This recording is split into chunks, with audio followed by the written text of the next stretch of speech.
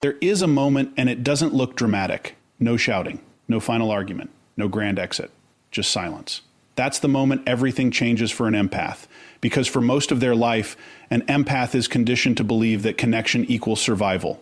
Their nervous system is wired to scan for emotional shifts, micro-expressions, tone changes, constantly reading the room like a threat detection system. This isn't personality.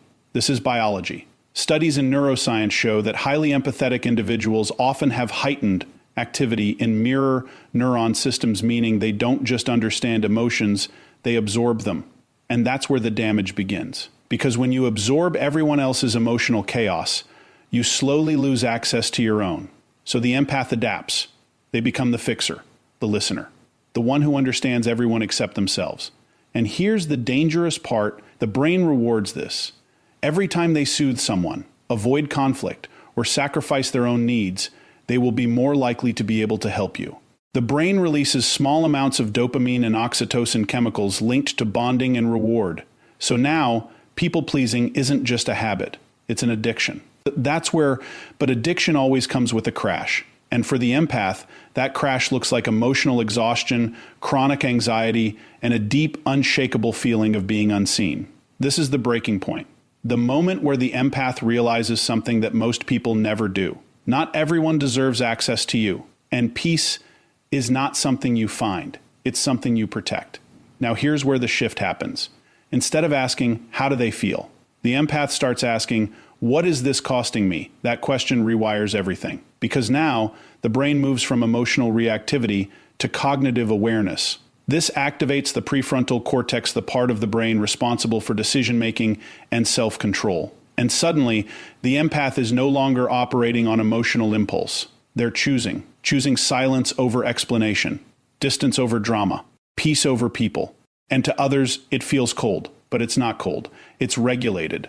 There's a psychological principle called emotional conservation. Your brain has limited energy. Every interaction, every emotional exchange consumes cognitive resources. When an empath is constantly surrounded by emotionally draining individuals, they can become drained themselves. Their mental bandwidth is depleted, leading to decision fatigue, irritability, and even physical symptoms like headaches and sleep disruption. So when they choose peace, they're not being selfish. They're restoring cognitive function. They're protecting their nervous system. They're healing. But here's the part no one talks about. This transition is uncomfortable because the empath has built their identity around being needed. So when they stop overgiving, they feel guilt. When they set boundaries, they feel fear. When they walk away, they feel like they're abandoning people. But that's not truth. That's conditioning. And conditioning can be broken. Here's how it starts in daily life. First, pause before responding. When someone brings you emotional chaos, don't react instantly. Give your brain time to process. Even a 3-second pause reduces emotional reactivity and increases rational control. Second, label what you feel. Not what they feel, what you feel. This activates language centers in the brain, which actually reduces emotional intensity. Instead of drowning in emotion, you begin to define it. And what you can define, you can control. Third, create controlled distance. Not every message needs a reply. Not every problem needs your involvement. Distance is not rejection, it's regulation. And finally, replace the habit, because you can't just stop people pleasing. You have to redirect that energy. Invest it in solitude, in self-awareness, in environments that don't demand emotional labor just to exist. Because here's the truth most people will never accept. The empath doesn't lose people when they choose peace. They lose chaos. And what replaces it is clarity, emotional stability, stronger decision-making, better relationships built on respect, not dependency. And most importantly, they finally meet themselves. Not the version shaped by others' expectations, but the version that exists without pressure, without noise, without constant emotional interference. That's the moment an empath becomes powerful. There's a moment so subtle that most people miss it, but for an empath, it feels like the ground beneath their identity is shifting. It begins with a question they were never trained to ask. Not how can I help, not how do they feel, but something far more dangerous: what is this costing me? That single question interrupts a lifelong pattern. Because until that moment, the empath has been operating on autopilot driven by a nervous system that treats other people's emotions as urgent signals. And science confirms this isn't imagined. Highly empathetic individuals show increased activation in brain regions associated with emotional mirroring, meaning when someone near them feels stress, their brain fires as if they are under threat, not metaphorically, physiologically. Heart rate changes. Cortisol rises. The body prepares for stress, even when the danger isn't theirs. Now imagine living like that every day, absorbing tension that doesn't belong to you, carrying emotional weight that was never yours to begin with. At first, it feels like connection. Then it becomes obligation. And eventually, it becomes exhaustion. This is where the pattern locks in. Because every time the empath steps in to fix, soothe, or stabilize someone else, the brain rewards that behavior. Dopamine reinforces the action. Oxytocin deepens the bond. And just like that, self-sacrifice becomes chemically addictive. The empath isn't just being kind, they're being conditioned. But here's the part no one warns them about. The brain doesn't differentiate between helping and harming when the reward system is activated. So even when the empath is drained, disrespected, or emotionally overwhelmed, their brain still whispers, "Do it again." And they do. Until one day, something doesn't feel right. The emotional fatigue doesn't go away.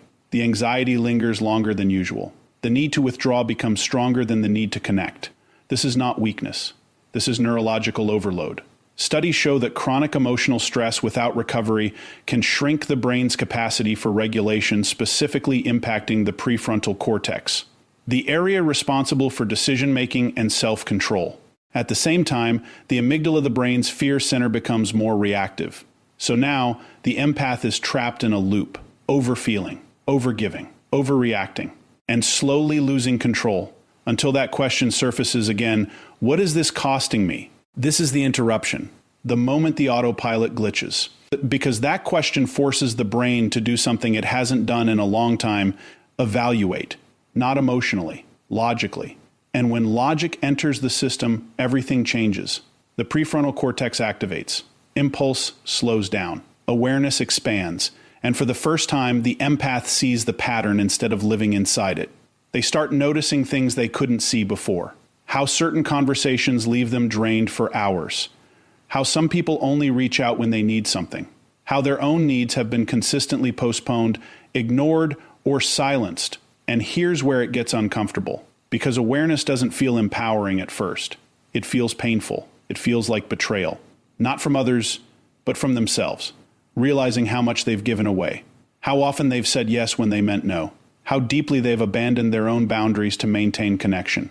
This is the cost, and once it's seen, it can't be unseen. Now the brain faces a choice: return to the familiar pattern or endure the discomfort of change. And make no mistake, change feels threatening, because the empath's identity has been built around being needed. So when they hesitate to help, when they pause instead of reacting, when they choose silence over engagement, their brain interprets it as danger. Heart rate spikes, guilt floods in. Thoughts like "I'm being selfish," or "what if they leave," begin to surface. This isn't truth. This is withdrawal.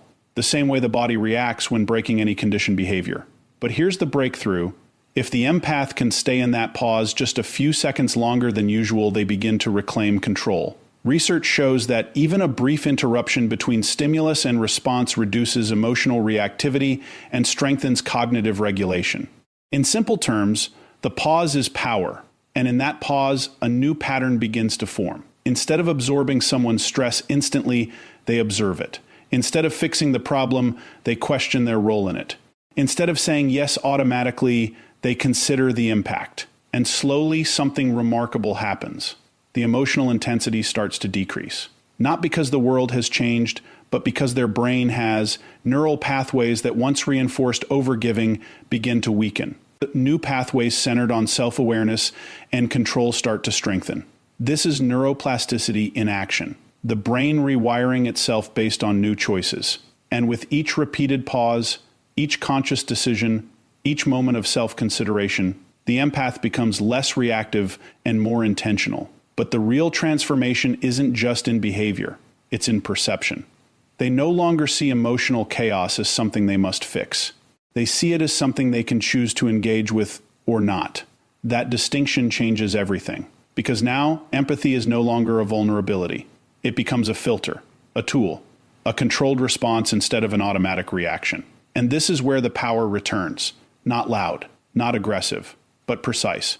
measured, unshakable. The empath is no longer drowning in other people's emotions. They're standing outside of them, observing, deciding, protecting their energy with a level of awareness they never had before. And it all started with a question most people are too afraid to ask: what is this costing me? Because once that question becomes a habit, self-abandonment becomes impossible. And from that point forward, every interaction is no longer about losing yourself in someone else's world, but about choosing whether they deserve access to yours. There's a lie that sounds noble, and it's been quietly destroying empaths for years. The lie is this: if you're a good person, you should always be there for others. It sounds right. It feels moral. It gets rewarded by society. But biologically, it's a slow form of self-destruction, because the human nervous system was never designed to carry unlimited emotional weight. And yet, that's exactly what an empath tries to do. They absorb tension. They manage other people's moods. They stay present in conversations that drain them long after their body has started signaling distress. At first, those signals are subtle: a tight chest, a slight headache, fatigue that doesn't make sense. But over time, the body gets louder. Sleep becomes inconsistent. Irritability increases. Anxiety shows up without warning. This isn't random. This is the nervous system under pressure. When you're exposed to continuous emotional stress, your body releases cortisol, the primary stress hormone. In short bursts, cortisol is useful. It helps you respond to danger. But when it stays elevated for too long, it starts to damage the body. Research shows that chronically high cortisol levels can impair memory, weaken the immune system, and even increase the risk of heart disease. So when an empath says, "I'm just tired," what they're often experiencing is something deeper. They're dysregulated. Their body is stuck in a state of low-level survival mode, reacting to emotional environments as if they are physical threats. And here's the part that changes everything. The body doesn't care if the threat is real or emotional. Stress is stress, which means every draining conversation, every toxic interaction, every moment of suppressing your own needs is registered by your brain as a cost, a measurable biological cost. Now think about that. Every time an empath chooses someone else's comfort over their own peace, they're not just being kind, they're spending something: mental energy, emotional stability, physical health, and just like any resource, it runs out. This is why emotional burnout doesn't happen overnight. It accumulates, quietly, gradually, until one day the empath doesn't recognize themselves anymore. They feel numb or overwhelmed or disconnected from everything they used to care about. And this is the breaking point where a powerful shift begins. Because the empath starts to realize something that contradicts everything they've been taught: peace is not selfish. Peace is maintenance. It's regulation. It's survival. Choosing peace isn't about rejecting people. It's about protecting the system that allows you to function in the first place. There's a concept in neuroscience called allostatic load. It refers to the cumulative burden of chronic stress on the body. The higher the load, the more wear and tear on your brain and organs. And empaths without boundaries carry one of the highest loads imaginable, not because of what happens to them, but because of what they continuously absorb from others. So when an empath starts setting boundaries, creating distance, limiting exposure to emotional chaos, they're not being cold. They're reducing allostatic load. They're giving their nervous system a chance to reset. And the effects are immediate, even if they're uncomfortable at first. Heart rate stabilizes, breathing becomes deeper, mental clarity begins to return. This is the body recalibrating. This is what healing feels like. But here's the challenge: the brain doesn't instantly recognize peace as safe, especially if it's been conditioned to associate chaos with connection. So when the empath pulls back, when they say no, when they stop responding the way they used to, their system reacts. Guilt surfaces. Restlessness appears. There's an urge to go back, to fix, to reconnect, to relieve the tension. This isn't a sign they're doing something wrong. It's a sign that their nervous system is detoxing from overstimulation. And like any detox, it's uncomfortable before it becomes freeing. But if they stay consistent, something remarkable happens. The baseline shifts. What once felt normal, constant emotional noise, pressure, urgency starts to feel overwhelming. And what once felt unfamiliar silence, space, stillness begins to feel safe. This is regulation. This is the nervous system learning that peace is not absence, it's stability. And with that stability comes something the empath has been missing for a long time: energy, real energy. Not the forced kind that comes from pushing through exhaustion, but sustainable energy that comes from alignment, from not constantly overriding your own needs, from not living in a state of emotional reaction. And this energy changes everything. Decision-making improves, focus sharpens, emotional resilience increases. The empath is no longer easily pulled into other people's storms. They can witness without absorbing, care without collapsing, be present without losing themselves. And here's where it becomes powerful, because now their empathy is no longer draining them. It's guided by choice, directed with intention, protected by boundaries. This is what most people misunderstand. They think choosing peace means becoming distant or disconnected, but the opposite is true. When the nervous system is regulated, when the mind is clear, when emotional energy is conserved, the empath can show up more authentically than ever before. Not out of obligation, not out of guilt, but out of genuine capacity. And that's the difference between survival-based empathy and healthy empathy. One drains you, the other sustains you. So when an empath chooses peace over people, they're not abandoning others. They're abandoning a pattern that was slowly breaking them. They're stepping out of chronic stress and into conscious control. They're reclaiming their biology, because peace isn't passive. It's an active daily decision to protect your internal state from unnecessary disturbance. And once the body learns what that feels like, there's no going back. Because for the first time, the empath isn't just feeling everything around them, they're finally feeling what it's like to be okay. There's a quiet fear that keeps empaths trapped longer than anything else. The fear of losing people, not conflict, not rejection, loss. Because for most of their lives, connection has been tied to survival. Their identity was built on being needed, being available, being the one who stays when others walk away. So when an empath starts setting boundaries, something inside them panics. It whispers, if you stop giving, they'll leave. And sometimes they do. But here's the truth that changes everything. They were never staying for you. They were staying for access. Access to your attention, your energy, your emotional labor. And the moment that access is restricted, the dynamic shifts. This is not a theory. It's behavioral science. Human relationships often operate on reinforcement patterns. When a behavior consistently produces a reward, it gets repeated. For years, the empath has unknowingly trained people how to treat them. Immediate responses, unlimited availability, emotional support without boundaries. And because there was no cost to taking, people kept taking. But the moment the empath changes the pattern, the reward disappears. And when the reward disappears, so does the behavior. This is why some people pull away the second you stop overgiving. Not because you changed into someone worse, but because you stopped being convenient. And that realization cuts deep, because it forces the empath to confront something painful.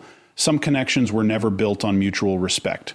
They were built on imbalance. One person giving, the other receiving, one person adjusting, the other expecting. And when that imbalance is removed, the relationship can't survive in its original form. Now here's where most empaths get it wrong. They interpret this loss as failure. They think maybe I should go back to how I was. But going back doesn't restore connection. It restores dysfunction. Because a relationship that requires you to abandon yourself in order to maintain it is not a relationship. It's a dependency loop. And dependency is not the same as love. In fact, neuroscience shows that relationships built on inconsistent emotional reinforcement, where one person gives unpredictably and the other seeks validation, can create patterns similar to addiction. The brain becomes hooked on approval, on being needed, on the temporary relief that comes from fixing someone else's emotional state. But like any addiction, it comes at a cost: loss of self, loss of clarity, loss of internal stability. So when an empath begins to set boundaries and people start to fall away, what's actually happening is withdrawal, not just for them, but for the people who are benefiting from their overgiving. And withdrawal always reveals the truth. Who respects your limits? Who ignores them? Who disappears when they no longer benefit? This is not loss. This is filtration. A natural separation between those who value you and those who were using you. And as painful as that process is, it creates space. Space that the empath has never had before. Space without constant emotional demands, without pressure to respond, without the invisible weight of other people's expectations. At first, that space feels unfamiliar, even uncomfortable, because the empath is used to noise, to urgency, to being needed. Silence can feel like emptiness when you've been conditioned to equate activity with worth. But something powerful begins to happen in that silence: clarity. Without constant external input, the brain finally has the capacity to process internal signals. Thoughts become more organized. Emotions become easier to identify. Decisions become less reactive and more intentional. This is cognitive recovery. This is what happens when the mind is no longer overloaded. And from this clarity, a new identity begins to form. Not the identity shaped by other people's needs, but one rooted in self-awareness. The empath starts to recognize their own preferences, their own limits, their own emotional patterns. And for the first time, they can differentiate between what they feel and what they've been absorbing. That distinction is life-changing. Because now, they're no longer reacting to everything. They're choosing who to engage with, choosing when to step back, choosing what deserves their energy. And with that choice comes stability. Emotional stability that doesn't fluctuate based on who's around them. A sense of self that isn't dependent on being needed. This is where healthier relationships begin to emerge. Not the ones built on urgency or imbalance, but ones built on mutual respect, where communication doesn't feel like obligation, where support flows both ways, where boundaries are not challenged, but understood. Psychological research consistently shows that relationships with clear, respected boundaries lead to higher levels of trust, lower stress, and greater long-term satisfaction. Because boundaries don't push people away. They define how people can stay. And the ones who are meant to stay adapt. They respect the shift. They value the change. They meet you at a level that doesn't require self-sacrifice. These are not louder relationships. They're quieter, more stable, more predictable, more real. And perhaps for the first time, the empath feels safe inside a connection, not anxious, not overextended. We're safe. But the most profound transformation isn't in how they relate to others, it's in how they relate to themselves. Because when the noise fades and the chaos disappears, there's finally room to meet the person who's been neglected the longest, themselves. Not the version that constantly gives, not the version that adapts to keep others comfortable, but the version that exists without pressure, without performance, without the need to earn connection. And in that space, something unexpected happens. They realize they're not empty without others. They're peaceful. Whole. Complete in a way that doesn't require constant validation. And that realization changes the way they move through the world. They no longer chase connection. They attract alignment. They no longer over-explain. They communicate clearly and step back when needed. They no longer fear losing people because they understand that losing what was draining them is how they found themselves. So when an empath chooses peace over people, they're not becoming distant, they're becoming defined. Defined by what they allow, what they tolerate, what they protect. And in that definition, they don't just change their relationships, they transform their entire reality. Because the moment you stop abandoning yourself to keep others is the moment everything false begins to fall away, and everything real finally has space to stay.